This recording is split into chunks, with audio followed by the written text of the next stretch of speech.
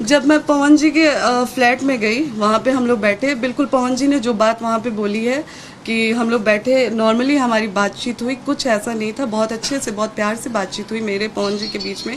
उनके भैया गुड्डू भैया बैठे हुए थे, बगल में ऋतिक जी बैठे थे, उनके एक और दोस्त हैं जो प्रोड्यूसर हैं धनंजय भैया जी, वो लोग बैठे थे, सारे लोग बैठे थे, बातचीत हो रही थी ऐसे ही नॉर्मली, जो जैसा कि उन्होंने बोला कि मैंने रट लगाया था कि मैं नहीं जाऊंगी।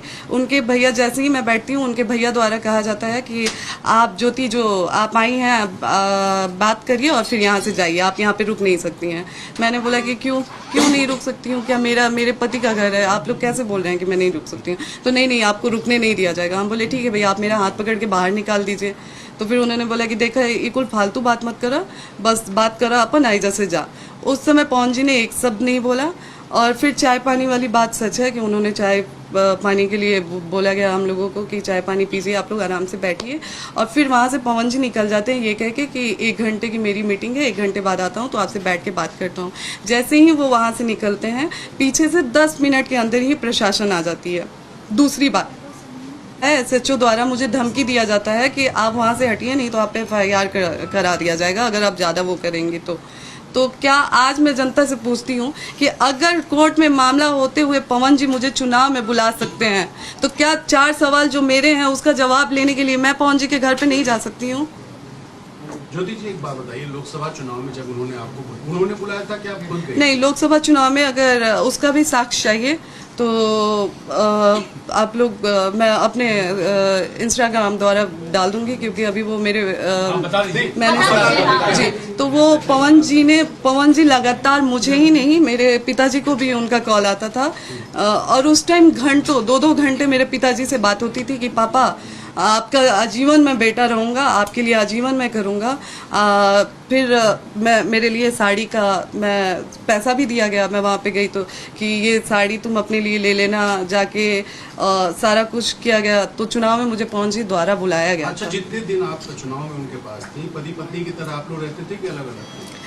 जी, शुरुआत में 4-5 दिन हम लोग पति पत्नी की तरह थे, फिर वहाँ पे ज़्यादा भीड़ होने लगी थी, उनके कमरे में लोग आने जाने लगे थे, तो एक दूसरा रूम खुलवाया गया था जिसमें मैं, वो और उनकी अम्मा और मेरी बहन रहते थे।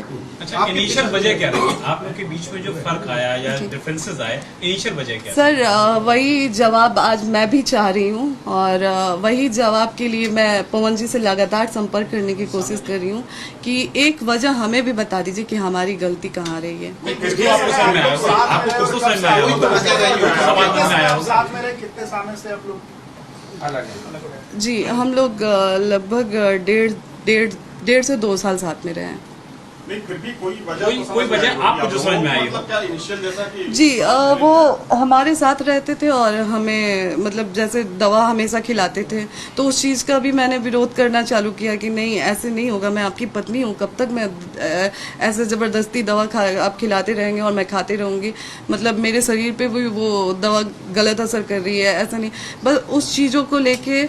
और फिर जैसा कि मैंने पहले भी एक इंटरव्यू में बोला है कि किसी के द्वारा एक ऑडियो मैसेज पवन जी के फ़ोन में भेजा गया था कि ज्योति सिंह का इनसे संबंध है, उनसे संबंध है, बस उस एक ऑडियो की वजह से आज ज्योति सिंह यहाँ पे खड़ी है। आपके पिताजी पर भी आरोप लगा? मतलब मिसअंडरस्टैंडिंग रही जो किसी लोगों ने आपके बारे में?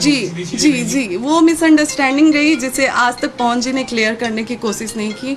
मैं लगातार उनसे मिलने के लिए भीख मांगती रही, बात करने के लिए भीख मांगती रही, लेकिन वो कभी मेरे सामने बैठने के लिए तैयार ही नहीं हुए।